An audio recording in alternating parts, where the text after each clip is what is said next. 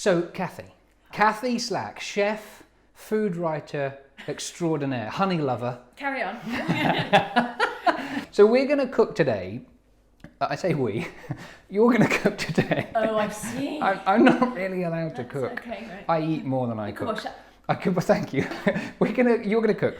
The whole point of this series of videos is to help everybody, and me too, understand how we can use honey in cooking instead of sugar, right? Just talk to us real quick from your perspective as a chef, right? About why honey's better than sugar for cooking. What's the big deal? It's much more natural, it's a lot less processed, and that can only be a good thing. Sure. It also adds a different flavour. White sugar is white sugar. Oh, yes. Whereas with honey, you can introduce some floral notes or some quite woody notes or some nice nutty notes, so you get a whole different expression. I'd not even thought about that, which is just another opportunity. A bit nuts that I'd not thought about that. Okay, so that's what we're going to do, and we're going to cook cake. Yep. Sponge cake, like Victoria sponge, that kind of thing. Really regular, classic. Yeah, exactly. And it's worth noting, I mean, we'll talk about this in a little when we get to there, but you've never done this, right? I don't know if it'll. Okay. And as well as sponge cake, we're going to cook some biscuits.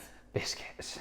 Love biscuits. Good old standard, almost shortbready type biscuits. Perfect for tea. Yeah, perfect for tea. Okay, so I'm really starving. I like the idea of cake. I like the idea of biscuits. Should we get on with it? Yes. I cannot wait. See you in a bit. Okay, Kathy, so we've tasted honey. Right? We've tasted so much honey. Feeling a bit jittery now. First thing we need to do, once we've weighed the eggs, these are 150 grams, helpfully. Ordinarily, you would cream together 150 grams of butter with 150 grams of sugar. And if we're creaming, I think the set honey will mimic that process better. So we're beating eggs, right? Beating 2 eggs together, yeah. So this is going to go in with the cream, the honey and the butter. Yeah, and we'll gradually add them. The flour is not measured. It's just like you're just using it. Yeah, we'll measure as much as you need. We'll measure our 150 grams because the thing with a sponge cake is that it's equal amounts of everything, which is why you start with the eggs because that's the variable, and then it's equal amounts of sugar or honey, only not in this case, and butter and flour. So we'll measure the flour and then we'll just add a tablespoon of that measured amount in now. I had no idea. There you go. So you don't even need a recipe. You just grab as many eggs as you want to use, whatever they weigh. It's an equal amount of butter, flour, and potentially sugar, but in this case, slightly less honey. You got it. Okay. So this is the moment of truth, Kathy, right? Yeah, so I've added a little bit of flour, and then I'm going to gradually add the eggs. Just a little bit of it at a time, making sure it's beaten in before you add the next lot. The further into this we get, the more doubtful I am, but we'll give it a go. So is this sloppier than you would... It is a bit, and it has split, but that's all right. Why would it split? What are the other than you being a bad cook? Yeah, why would obviously the main one? why would it split? What are the reasons for? Amount of liquid. So it's definitely the honey, right? Which might be because of the honey, but that's it. But that's okay. It's savable, right? Yeah, it's definitely savable. How are you going to save this, Kathy? No, it's going to be fine. We'll know when we add the flour. Of course, yes, because the flour's not in yet. So, no, exactly. So we'll add, I added about 20 grams of flour beforehand, so I need another 130 grams in there. I tend not to do this on the machine because folding it in gently helps add a bit of air, whereas that would just beat the hijibas out of it. Oh, right, okay. Now as I'm folding this, I can see that it's going to be too dry.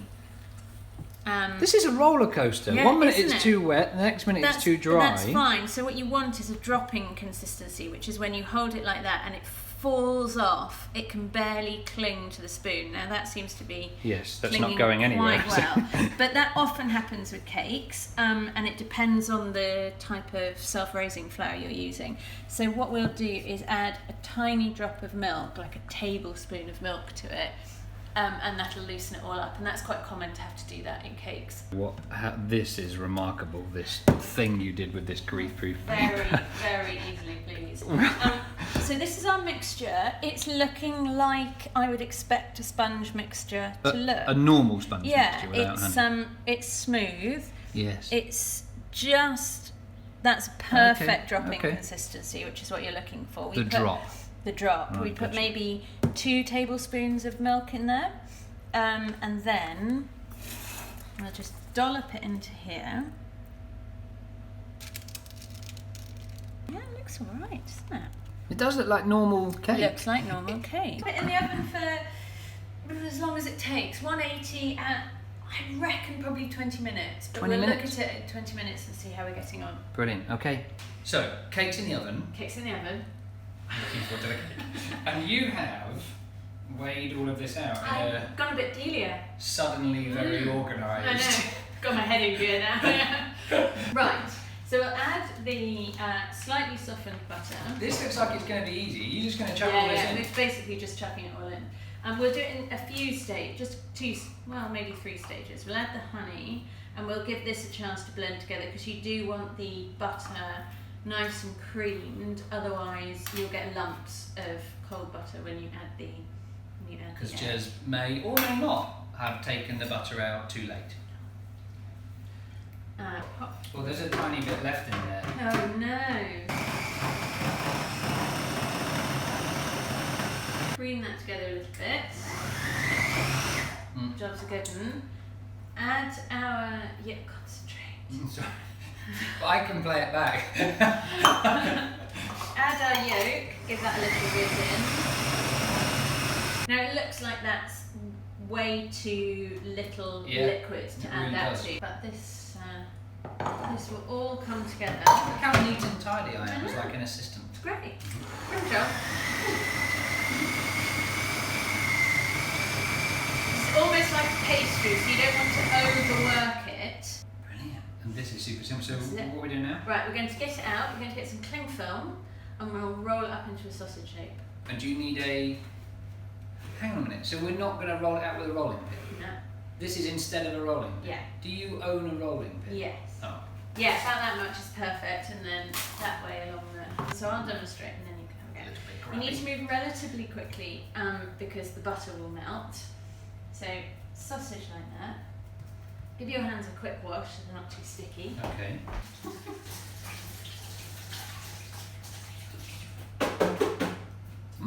So you want to lift your cling film over the top. Okay. And pull it back. Yep. Then keeping a bit of tension here, just make sure your cling film's nice and taut, and then roll it up. So on this side again, pinch it, and then roll it away from you. And if you keep rolling, all of this becomes nice and taut and solid in the middle, and all the same length, width.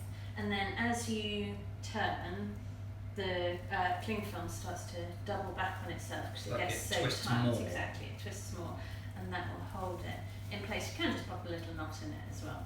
Right, so in the fridge, but we're going to look at cake, right? Well, let's look at cake. Brilliant, okay, let's look at cake. So it's been in for 20 minutes. Let's skewer it. It's definitely cooked. So we need to leave it to cool for a little bit. Sorry. And then we'll slice into it and see what we get. So shall we put the kettle on? Yeah. Perfect. Ready? Yeah, I'm so ready. It smells I'm great. going straight down the middle. Oh wow! This is a great texture. It's a good size. It's got a good. It's definitely cooked through. It's risen. It's risen nicely. It springs back. It's got a nice crumble to it. It's not dense.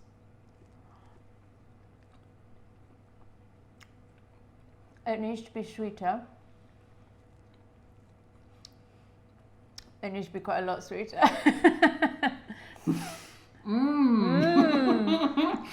Maybe add more honey at the top end. You could add more honey and not have it be a problem. And not add the milk. Yeah.